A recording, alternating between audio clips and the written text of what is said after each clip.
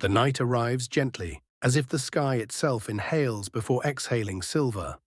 Above, the supermoon rises, vast, luminous, and impossibly close. Its light does not merely fall upon the world, it reveals it. The November 5th supermoon is not a spectacle to be seen, but a mirror to be felt. It awakens the unseen layers of thought and memory hidden beneath the rhythm of everyday life. For those who pause long enough to look up, something stirs. The mind slows, the heart opens, and for a brief moment, one senses that the universe is whispering. It is not a whisper of words, but of presence, an ancient reminder that existence is both fragile and infinite. This night holds a rare stillness, yet within that stillness there is movement. The pull of the moon affects more than tides. It moves emotions, patterns, and hidden stories. It reminds the soul that change is constant, that illumination always follows shadow. Every full moon brings completion, but this one feels different. It feels like truth itself has taken shape in the sky. As its glow deepens, the moon becomes a silent teacher. It asks no questions and gives no commands. It only reflects, showing that everything illuminated has always been there, waiting to be seen. The light is both gentle and merciless, revealing beauty and imperfection alike. And so, under this celestial mirror, the human spirit begins to awaken, not with noise, but with quiet recognition. That light exists not only above, but within. Every person carries a moon within, a mind that waxes and wanes, a heart that brightens and dims. Under this supermoon, that inner reflection becomes clearer. It is as if the psyche, usually wrapped in noise and distraction, finds itself exposed to its own truth. The moon's glow does not discriminate between joy and sorrow, it illuminates both equally. It brings forward the emotions buried deep in the subconscious, the fears unspoken, the dreams postponed, the words left unsaid, and as it does, something remarkable happens. Awareness. Awareness not as a burden, but as liberation. To look at the moon is to look inward. The mind, often restless and analytical, becomes still enough to witness its own patterns. The supermoon becomes a symbol of self-observation, the art of seeing without judgment. In that stillness, the individual begins to recognize that the shadow is not an enemy, but a teacher.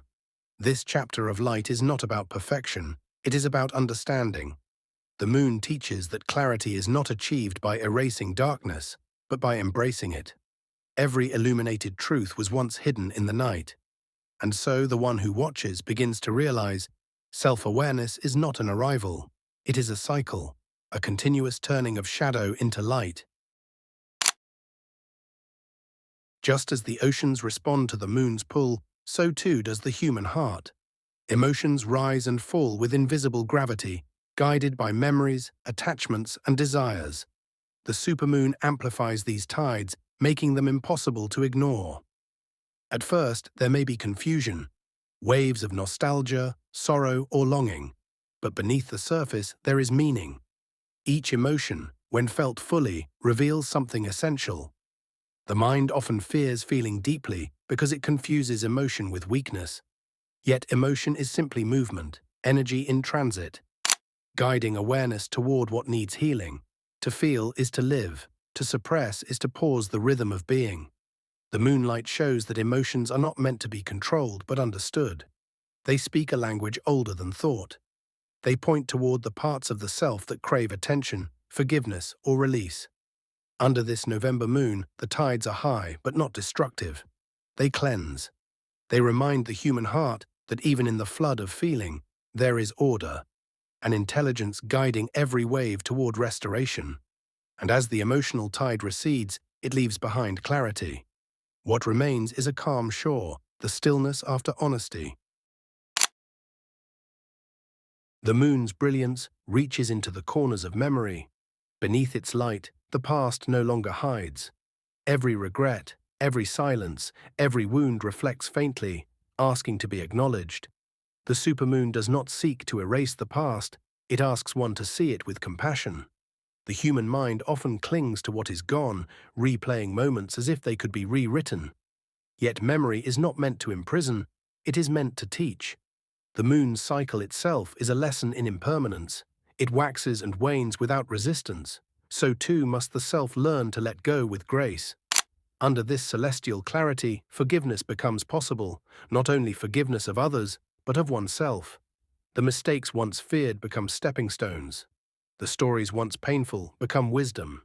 Every scar becomes evidence of growth. The moonlight does not ask for denial. It asks for truth, gentle, patient truth, the kind that acknowledges pain without becoming it. When one accepts the past, its weight transforms into strength. And so the moon reminds, one cannot rise while holding on to what was. Illumination begins where attachment ends. As the night deepens, something shifts. The noise of the mind, the constant dialogue of hopes, fears, and predictions begins to fade. Under the vast stillness of the supermoon, thought itself slows to a whisper. What remains is presence. In this silence, consciousness becomes simple. The boundaries between observer and observed begin to dissolve.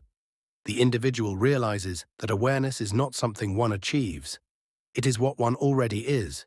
Every thought, every feeling, every perception arises within this vast field of awareness and passes through it like clouds across a quiet sky. This is the psychological clarity the moon symbolizes, the space between reactions, the stillness before thought. It is in that space that peace resides, not as an idea but as a direct experience.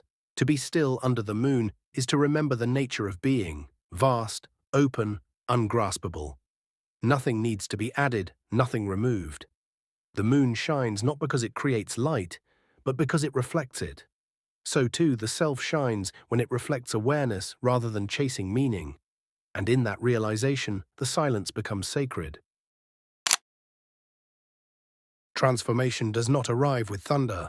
It unfolds quietly, like moonlight seeping through clouds. The supermoon's brilliance marks a moment of culmination, a completion of cycles, both cosmic and psychological. It is the end of one rhythm and the beginning of another. True transformation is not about becoming someone new. It is about remembering what has always been true. The self sheds illusions, old fears, false identities, outdated beliefs, not to lose them, but to see beyond them. Like the moon that loses its shadow to reveal fullness, the human spirit reveals its essence when illusion falls away. Change often feels like loss because the familiar fades. But in reality, transformation is a return to authenticity, to simplicity, to peace. Under this moon, the individual may feel both fragile and infinite, because both are true. Every ending under the supermoon is a doorway. Every release creates space for light to enter. The transformation is not forced, it is allowed. It happens when resistance softens into acceptance. And as the night deepens, so does awareness. Something within has quietly shifted, not seen, but felt. The moon does not belong to one person, it belongs to all. Its light touches every soul, every ocean, every fragment of the earth with the same tenderness.